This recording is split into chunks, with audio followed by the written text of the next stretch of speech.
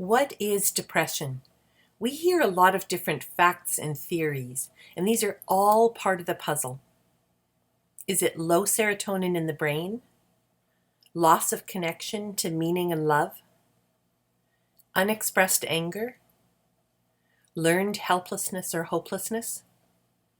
Negative thinking and beliefs? These are all parts of the puzzle.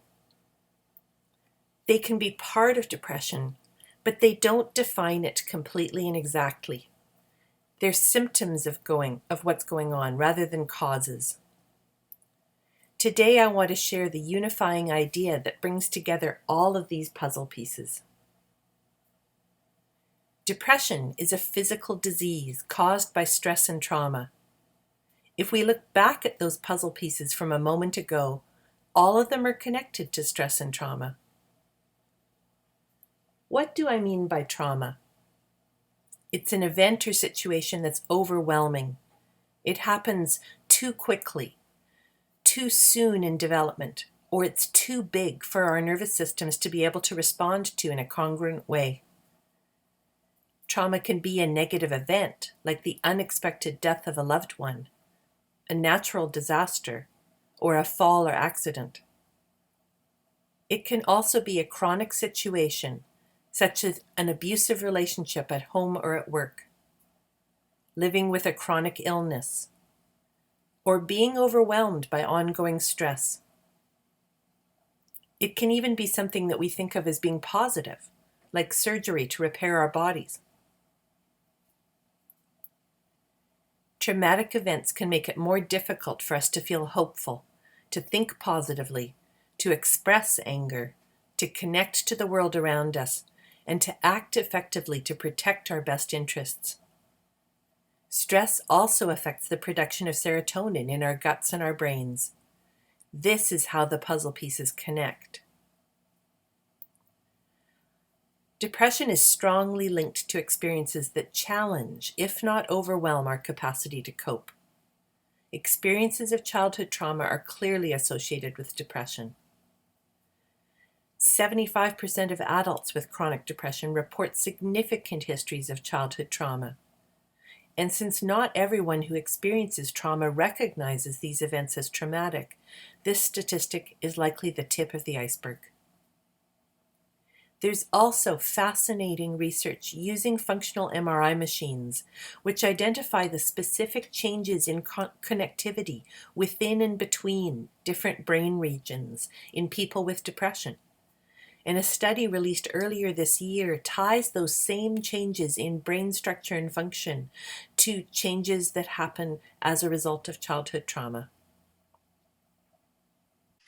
One of the biggest pieces of evidence, I guess you'd say, for the link between traumatic stress and depression is the Adverse Childhood Experiences study. And this is a study that was done in the United States with 17,000 middle-class Americans who were all belonged to a particular health insurance plan.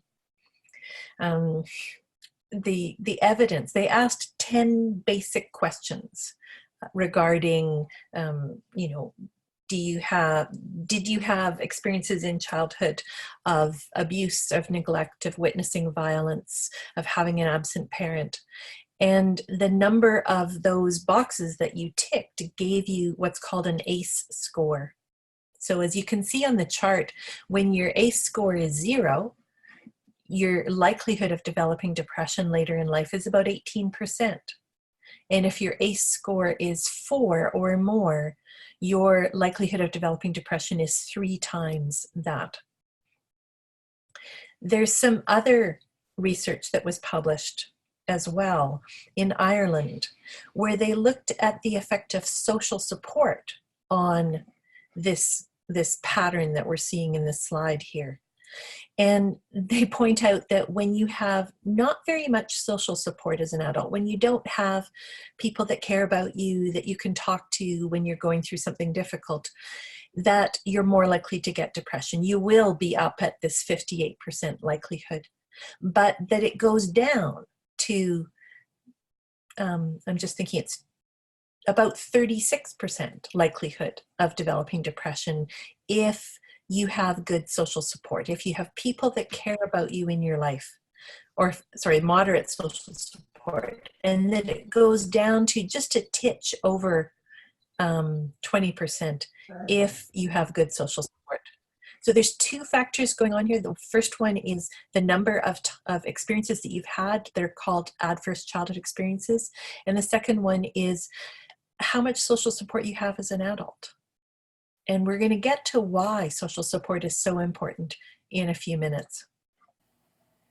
The last piece of evidence I'd like to share just on the depression stress link is that trauma therapies such as somatic experiencing, EMDR, sensory motor therapy, they're all effective at treating depression. And just as one example, in 2017, a study was published that took place in Israel where 15 sessions of somatic experiencing therapy, which is the therapy I'm trained in, was enough for a significant change in symptoms of depression.